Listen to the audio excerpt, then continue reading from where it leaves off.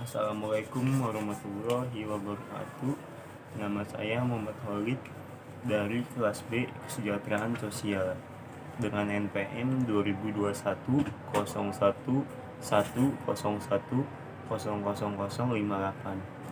Video kali ini saya akan menjelaskan tentang Undang-Undang Dasar 1945 pasca amandemen.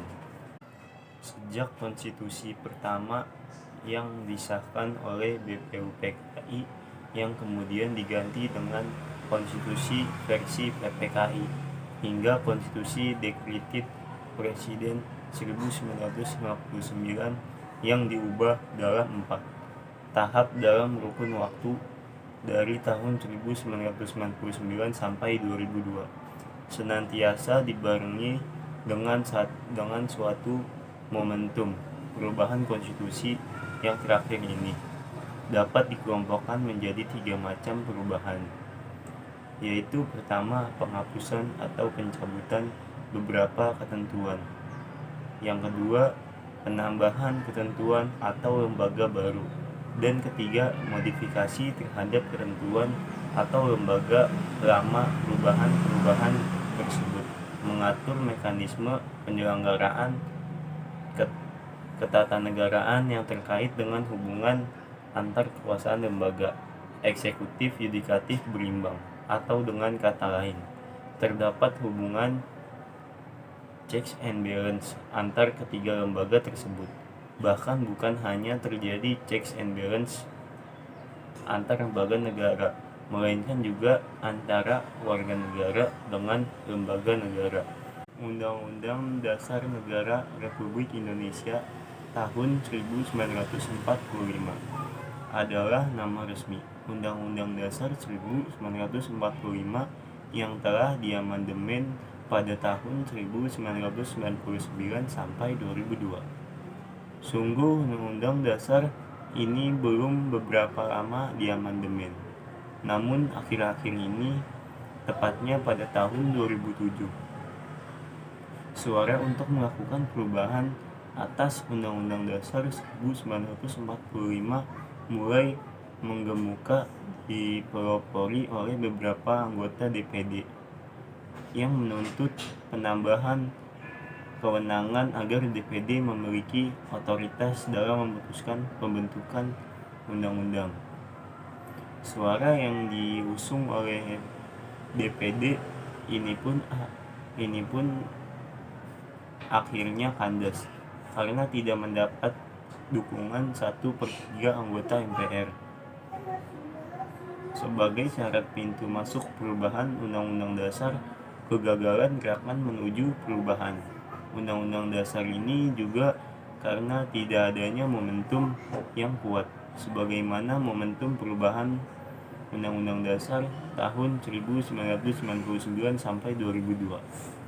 Pengunduran diri Soeharto sebagai Presiden Negara RI pada 21 Mei 1983 yang diikuti runtuhnya sebuah mitos atau suatu pandangan yang sengaja dibangun oleh Presiden Soeharto pada waktu itu bahwa Undang-Undang Dasar 1945 bernilai keramat,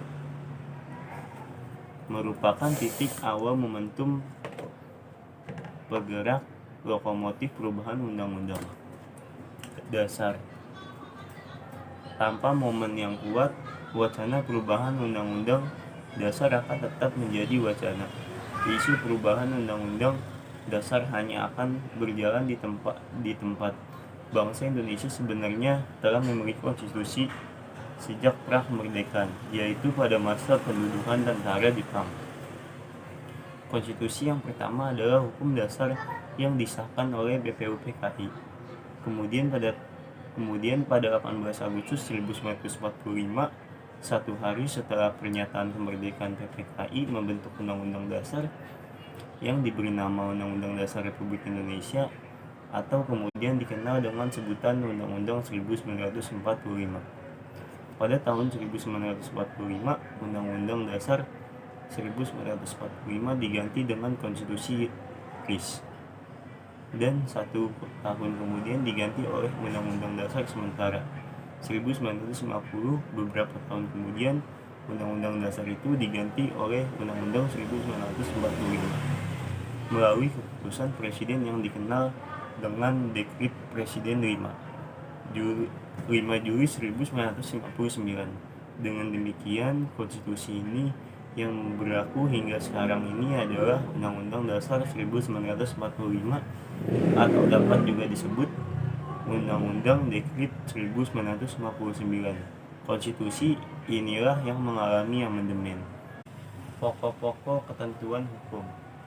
Hasil amandemen apabila dilihat dari segi substansi materinya secara keseluruhan, maka perubahan Undang-Undang Dasar 1945 ini dapat dikelompokkan ke dalam 3 macam, yaitu 1. Penghapusan atau pencabutan beberapa ketentuan. 2. Penambahan ketentuan atau lembaga baru. Dan 3. Modifikasi terhadap ketentuan atau lembaga lama. Penjelasan Undang-Undang Dasar 1945. Sebenarnya secara eksplisit tidak ada ketentuan yang mengatur tentang keberlakuan penjelasan dalam pasal-pasal Undang-Undang Dasar 1945. Namun secara de facto penjelasan itu sudah ada setelah 6 bulan pengesahan undang-undang. Undang-Undang Dasar tersebut oleh Panitia Persiapan Kemerdekaan Indonesia pada tanggal 18 Agustus 1945 dan secara resmi dicantumkan dalam lampiran Dekret Presiden pada tanggal 5 Juli tahun 1959 yang memberlakukan kembali Undang-Undang Dasar 1945. Oleh karena itu, pasal yang meniadakan penjelasan itu juga tidak secara langsung menyebutkan bahwa penjelasan dicabut. Jadi rumusan pasal itu sangat tepat. Ketentuan yang dicabut. Beberapa ketentuan hukum yang dicabut oleh perubahan Undang-Undang Dasar 1945 antara lain kekuasaan MPR sebagai lembaga tertinggi negara dengan kewenangan meminta penanggung-jawaban Presiden dan penyusunan garis besar haluan negara 13. Dengan pencabutan kekuasaan ini, posisi MPR bukan lagi sebagai lembaga tertinggi negara, tetapi sebagai lembaga tertinggi negara yang kedudukannya sejajar dengan lembaga tinggi lainnya seperti Presiden, Mahkamah Agung, dan Dewan Perwakilan Rakyat. Hasil kuantitatif amandemen. Amandemen Undang-Undang Dasar 1945 sebagai amanat reformasi pada akhirnya dapat dituntaskan dalam perubahan keempat dengan nama resmi Undang-Undang Dasar Negara Republik Indonesia tahun 1945 atau selanjutnya ditulis Undang-Undang Dasar 1945. Perubahan keempat kali Undang-Undang Dasar 1945 itu dapat diperinci sebagai berikut. 1. Perubahan pertama Undang-Undang 1945 yang ditetapkan pada tanggal 19 Oktober tahun 1999 berhasil diamandemen sebanyak 9 pasal 7. 2. Perubahan kedua Undang-Undang Dasar 1945 yang ditetapkan pada tanggal 18 Agustus 2000 telah diamandemenkan sebanyak 25 pasal 8. 3. Perubahan ketiga Undang-Undang Dasar 1945 yang ditetapkan pada tanggal 9 November tahun 1999 berhasil diamandemenkan sebanyak 23 pasal 9. 4. Perubahan keempat Undang-Undang Dasar 1945 yang ditetapkan pada tanggal 10 Agustus 2002. Ini telah berhasil diamandemenkan 13 pasal serta 3 pasal aturan peralihan dan 2 pasal aturan tambahan 10. Jadi jumlah total pasal Undang-Undang Dasar 1945 hasil perubahan pertama sampai keempat itu adalah 75 pasal 11. Namun demikian, jumlah nomor pasalnya tetap sama, yaitu 37, tidak termasuk aturan peralihan dan aturan tambahan. Hal ini karena cara penulisan nomor. Pasal itu dilakukan dengan penambahan huruf A, B, C, dan seterusnya setelah nomor angkanya. Kondisi semacam inilah yang menjadikan sistematika amandemen Undang-Undang Dasar 1945 tidak teratur. Kekuasaan Presiden yang menyangkut pembentukan undang-undang. Kekuasaan pembentukan undang-undang ini berdasarkan pasal 20 perubahan pertama. Undang-Undang Dasar 1945 tidak lagi dipegang Presiden, melainkan dipegang oleh Dewan Perwakilan Rakyat. Demikian juga kewenangan Presiden. Dalam hal ini, pengangkatan dan penerimaan duta negara lain serta pemberian amnesti dari dan abolisi kewenangan-kewenangan tersebut tidak lagi merupakan hak prerogatif Presiden, tetapi harus atas pertimbangan Dewan Perwakilan Rakyat. Ketentuan dan lembaga baru. Ketentuan atau lembaga yang baru yang diatur dalam perubahan Undang-Undang Dasar 1945 dapat disebut di sini antara lain Dewan Perwakilan Daerah atau DPD, diatur dalam pasal 22C dan 22D Undang-Undang 1945. Perubahan ketiga, Mahkamah Konstitusi, diatur dalam pasal 24C Undang-Undang Dasar 1945. Perubahan ketiga, Komisi Yudisial, diatur dalam pasal 24B Undang-Undang Dasar 1945. Perubahan ketiga, Komisi Pemilihan Umum, sebagai penyelenggaraan pemilihan umum, diatur langsung dalam bab baru Undang-Undang 1945 pasal 22E. Sebelumnya diatur dalam Undang-Undang Bank Sentral yang sebelumnya hanya diatur dalam undang-undang. Sekarang diatur dalam pasal 23D Undang-Undang Dasar 1945. Perubahan keempat, 3 ketentuan dan lembaga yang dimodifikasi. Tinjauan beberapa ketentuan hukum baru dalam Undang-Undang Dasar 1945 setelah diamandemen dengan adanya ketentuan-ketentuan baru seperti disebut di atas, maka dapat dikatakan bahwa bangsa Indonesia telah melakukan suatu perubahan yang fundamental, suatu terobosan baru di bidang ketatanegaraan menuju kepada suatu negara yang demokratis. Untuk lebih mengetahui bagaimana isi ketentuan-ketentuan tersebut, secara singkat akan dilakukan tinjauan terhadapnya.